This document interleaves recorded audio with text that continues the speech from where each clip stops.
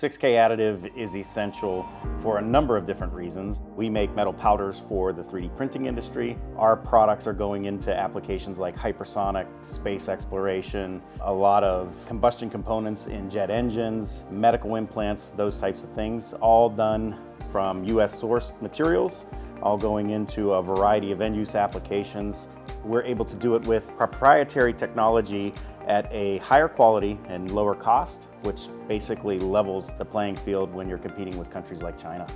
We are right at the heart of taking domestic forms of material for mission-critical applications, upcycling them into premium powders, and they're going into that wide variety of markets. This is exactly what the administration is looking to do, is make more here and make more of higher technology, higher quality products that can support our overall geopolitical needs.